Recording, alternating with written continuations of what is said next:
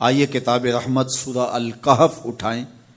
اللہ تعالیٰ نے ایک واقعہ بیان کیا ہے حضرت موسیٰ اور حضرت خضر علیہ السلام کا، کہ حضرت موسیٰ علیہ السلام عزم مصمم کر کے جب چلے تو اللہ فرماتا ہے کہ ہم نے حضرت موسیٰ علیہ السلام کو جس بندے کی نشانی بتائی تھی وہ بندہ ان کو وہاں مل گیا۔ سفید چادر اوڑے حضرت خضر علیہ السلام وہاں لیٹے ہوئے تھے، تو یہ جا کے ان کے پاس کھڑے ہو گئے کہ حضرت میں آپ کی خدمت میں اس لیے آیا ہوں کہ اللہ نے آپ کو جو خصوصی علم عطا کیے ہیں میں ان کو سیکھنے کی غرض سے آپ کی چوکھٹ پہ آیا ہوں۔ کہا تم میرے ساتھ صبر نہیں کر پاؤ گے، معاملے مشکل ہیں، سفر دشوار ہے، منزل کٹھن ہے، اور میرے معاملات ایسے ہیں کہ تم اعتراض کرو گے اس کے بغیر تم رہ نہیں سکتے۔ حضرت موسیٰ علیہ السلام نے کہا اگر اللہ نے چاہا تو آپ دیکھیں گے میں صبر کروں گا اور آپ کے کسی حکم کی کسی کام کی میں نافرمانی نہیں کروں گا، کسی کام کا انکار نہیں کروں گا۔ کہا کہ اچھا شرط یہ ہے کہ جو میں کروں اس پر تم اعتراض نہیں کرو گے، سوال نہیں کرو گے، یہاں تک کہ میں خود ہی نہ بتاؤں۔ تو کہا کہ یہ شرط ٹھہری، میں کوئی بات نہیں کروں گا۔ فانطلقا، دونوں چل پڑے، دریا کے پار جانا تھا۔ جو کشتی کا مالک تھا، کشتی بان تھا، وہ حضرت خضر علیہ السلام کو جانتا تھا تو اس نے کرایہ بھی نہیں لیا، لیکن جب کشتی پر سوار ہوئے تو عصا مار کے حضرت خضر علیہ السلام نے کشتی کا ایک پھٹا توڑ دیا۔ تو بے ساختہ حضرت موسیٰ علیہ السلام نے کہا آپ نے پھٹا توڑ دیا، یہ سارے ڈوب جائے؟ کہا میں نے کہا تھا نا تم میرے کاموں پہ صبر نہیں کر پاؤ گے۔ تو حضرت موسیٰ کو یاد آیا، کہا میں بھول گیا تھا، اس پر مواخذہ نہ کیجیے۔ پھر دونوں چل پڑے، بچے کھیل رہے تھے، ایک خوبصورت لڑکا وہ بھی بچوں میں کھیل رہا تھا۔ حضرت خضر آگے بڑھے اور اس کی گردن مروڑ دی، اس کو قتل کر دیا۔ صاحب شریعت تھے حضرت موسیٰ علیہ السلام، نہ رہ سکے، پھر بول پڑے ایک جان کو بغیر کسی جان کے بدلے میں قتل کر دیا، اس نے گوایا کیا تھا ہمارا؟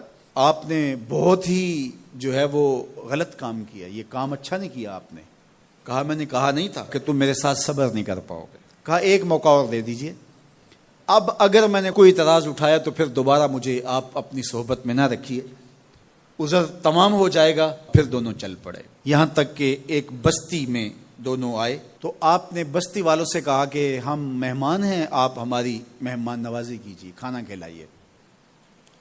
تو انہوں نے انکار کر دیا، کہا کہ ہم تو آپ کو بلایا نہیں ہے، آپ خود آئے ہیں، آپ اپنے کھانے کا خود انتظام کیجیے۔ گزر رہے تھے گلی سے تو ایک دیوار گرنا چاہ رہی تھی، تو جلدی سے اس دیوار کو مرمت کر دیا۔ کہا حضرت ہم اگر چاہتے تو اس پہ اجر لے سکتے تھے، انہوں نے ہمیں کھانا تک نہیں دیا اور ہم ان کی دیواریں سیدھی کر رہے ہیں۔ کہا اب تمہاری میری جدائی ہو گئی، تم نے یہ بھی اعتراض کر دیا۔ تو انہیں یاد آیا کہ وہ یہ بھی اعتراض ہو گیا، اب میں تمہیں بتاتا ہوں کہ یہ 3 کام میں نے کیوں کیے۔ اللہ اکبر۔ اب سنیے، قرآن ہمیں بتاتا ہے کہ ظاہری علم بھی ہوتا ہے لیکن کوئی باطنی علم بھی ہوتا ہے۔ کہا وہ پہلی بات کشتی والی سنو، یہ 2 مسکین بچوں کی کشتی تھی، ان کے گھر کا چولہا اس کی کمائی سے جلتا تھا۔ دریا کنارے کنارے ایک ظالم بادشاہ رہا تھا جو لوگوں کی کشتیاں چھین رہا تھا، ہم نے تھوڑا سا عیب لگا دیا، وہ ٹوٹی کشتی چھوڑ کے چلا گیا۔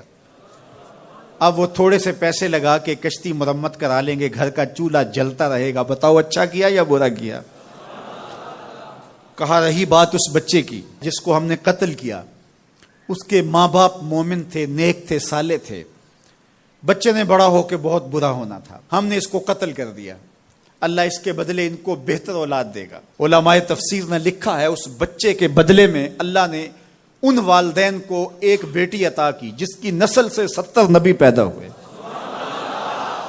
دیوار کی کہانی بھی سن لیجئے، یہ شہر کے 2 یتیم بچوں کی دیوار تھی اور اس کے نیچے ان کا خزانہ تھا اور ان کا باپ بڑا نیک تھا۔ خزانہ دیوار کے نیچے ہے، دیوار گرنا چاہ رہی ہے، کسی معمولی دھکے سے گر جاتی۔ 2 ہی صورتیں تھیں، یا وہ بچے خود اپنا خزانہ اٹھا لیتے یا لوگ اٹھا کے لے جاتے۔ لوگ اٹھا کے لے جاتے پھر بھی ہاتھ میں کچھ نہ آیا، اور اگر وہ خود اٹھا لیتے تو بچے ہیں، بچپنے کی وجہ سے وہ اس کو اڑا دیتے۔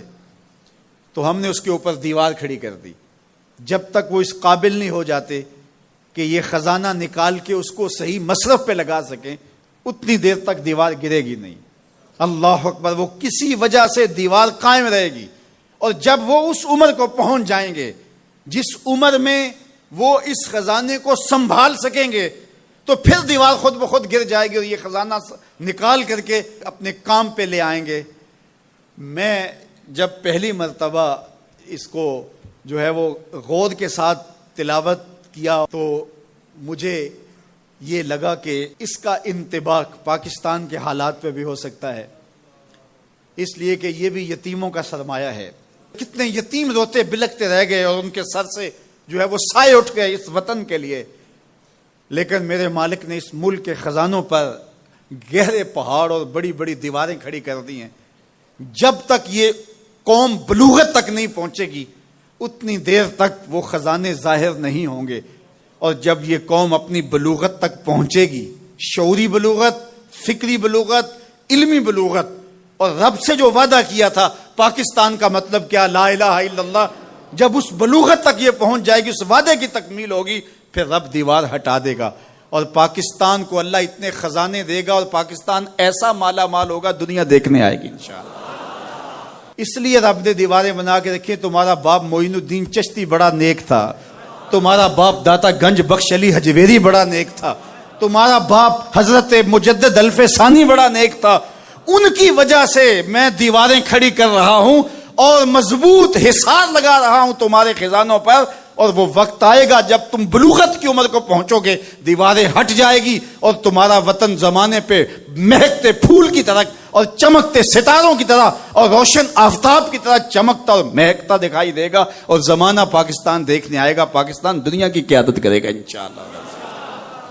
تو کہا یہ تعویل ہے ان باتوں کی جو باتیں میرے رب نے مجھے بتائی، اور یہ میں نے اپنی مرضی سے نہیں کہی، اور جو میں نے کیا اپنی مرضی سے نہیں کیا۔